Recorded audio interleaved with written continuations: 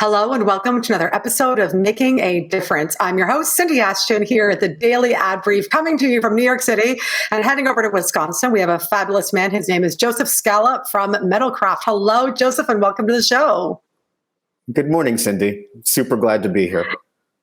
Oh, we're so thrilled to have you here. So, in what way are you making a difference in the world? Well, some of the things that I had touched on in some of the background information provided, I'm been a huge advocate for the Alzheimer's Association. I'm very humbled, but certainly very proud to say I was the 2021 Corporate Volunteer of the Year, nominated by them. I've been an ambassador for the American Cancer Society for many, many years. It starts bad, but ends very well. My father developed cancer when I was a teenager, and that thrust me into a lifelong commitment to them. That's beautiful that your dad got through it and that you're now giving back. Now, with the Alzheimer's, why Alzheimer's versus something else? What's the story behind that? Like most people, my mom was diagnosed about 10 years ago. And when she originally got diagnosed, you start digging into it, doing some reading, doing some studying, and she passed a couple of years later. So that sort of just, cast me into a commitment here in the Fox Valley with working with the Alzheimer's Association. Like I said, I've served as a marketing chair. I've served on several committees as sort of a statewide advocate. I've sung the anthem at numerous walks and other American cancer events as well. And so those are, it's a big part of my life. I mean, giving back has been just a huge part of my life from the time I was a child, honestly. Yeah. Joseph, I love that. Because I do feel that as a child, you're either called or you're not to do this work. Because I've been doing humanitarian work, volunteerism since I was a kid, and people are like, when did you know? And I'm like, when I was 7 years old and a bird had fallen on the ground, and I picked up this half dead bird and went to the veterinarian and knocked on her door and said, I know I have no money, but you need to fix the bird. I think in my case, it chose me. American Cancer chose me when my dad passed when I was a teenager, and Alzheimer's chose me when my mom was diagnosed.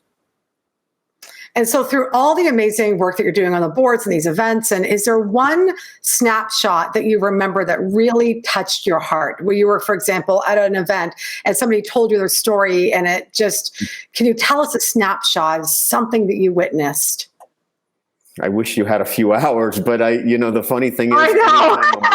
I'm wearing my lapel pin. I have people stop me randomly all the time, but the one thing that really does truly stick in my mind is doing the anthem at the events, because you're looking out into the people, and at the Alzheimer's, you have all the purple and you have the people with the crazy costumes, and a lot of times they're crying.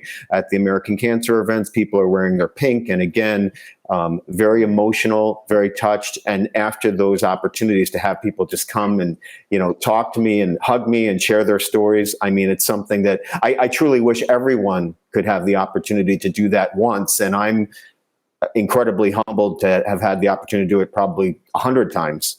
But that's always what sticks out to me. Yeah. And I love that you use your voice to be able to also heal people with the anthem. So I'm also curious, what really inspires you? Because you talked about being a family of 8. Talk to me where some of your inspiration comes from.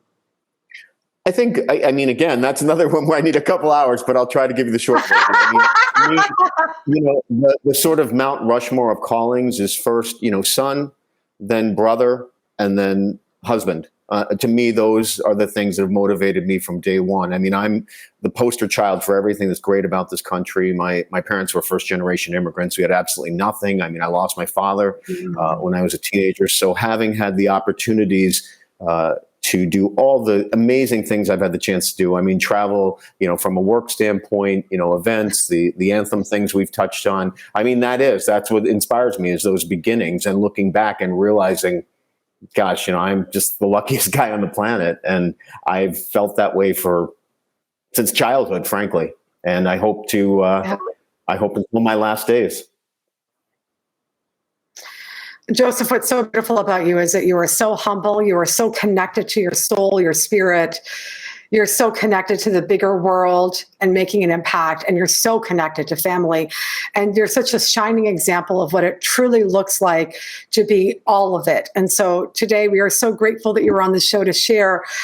You're just so inspiring in how you show up. So thank you so much for being on the show today, Joseph. Thank you. I mean, I'm just humbled to be here, and to, I always say, without the opportunities, there'd be no recognition. So I think it's always important to thank the people that have, like you and all these organizations that have given me these chances to have that. So thank you very, very much. I truly appreciate it. Yeah, thank you, Joseph.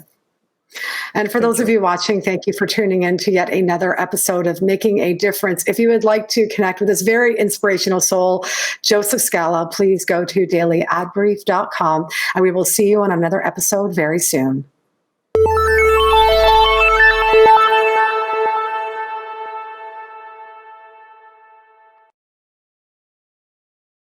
Simplify presents Addressable CTV, combining the power of TV with the targeting and attribution of digital. Simplify's Addressable CTV delivers massive reach with the ability to scale without sacrificing precision. TV buyers can generate incremental reach with household-level targeting, frequency controls, reporting, and insights. To learn more about Simplify's Addressable CTV and what it can do for your clients, visit simply.fi.